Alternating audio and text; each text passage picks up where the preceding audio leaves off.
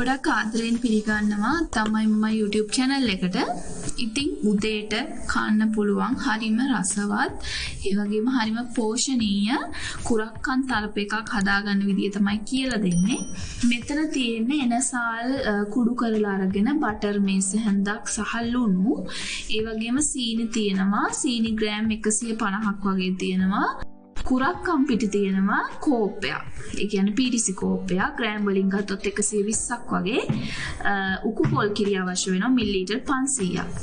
ඉතින් මුලින්ම කරන්නේ මම සීනි ග්‍රෑම් 100ක් වගේ එකතු කරලා භාජනයේට මේ කැරමල් හදා ගන්නවා. මෙහිම කැරමල් කරගත්තම අර හොඳ පාටක් එනවා කුරක්කම් පිටියේ මේ කුරක්කන් තලපයකට.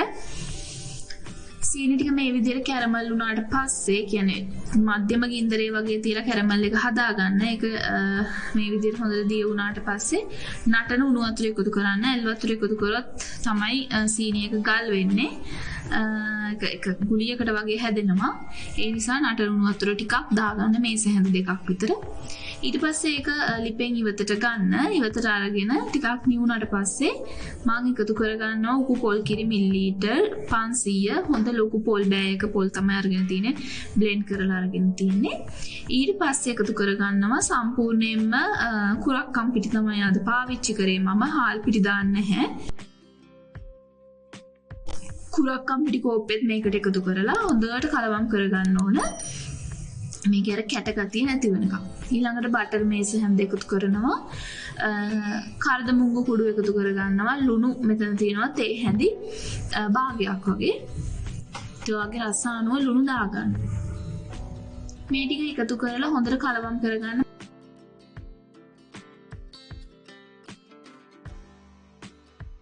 ඉතින් විනාඩි 5ක් 10ක් වගේ යනකොට මෙන්න මේ විදිහට ඝන වීගෙන එනවා.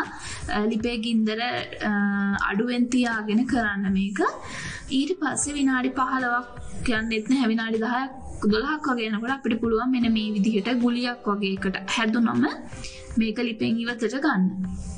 ඊට පස්සේ මේ විදිහට අපිට පුළුවන් කෙසෙල් කොලයකට දාලා තුනී කරගන්න. ඊට පස්සේ නිවෙන්න ඇරලා තියෙන්නේ මේක කෑලි කපා ගන්න. ඉතින් හරිම රසයි මේක. කෙසෙල් ගෙඩි එක තමයි මම නම් ගොඩක්ම කන්නාසු කුරක්කන් තලප. පොඩි ළමයින්ටත් හොඳයි. මලබද්ධය වගේ තියෙන කෙනෙක්ට සම්පූර්ණ කුරක්කම් පිටි වලින් හදන්න නැතුව හාල් පිටිත් ටිකක් ඒකට එකතු කරලා හදනවා නම් ඒ තත්ත්වය පොඩ්ඩක් අඩු වෙනවා. ඉතින් ඔයාලත් මේ විදිහට කුරක්කන් තලප හදලා නැත්නම් හදලා බලන්න මේක. ගොඩක් රසට කන්න පුළුවන්. එහෙනම් මම තවත් දවසක ඉක්මනට මෙන්නම්. ඔයාලට සුබ දවසක්.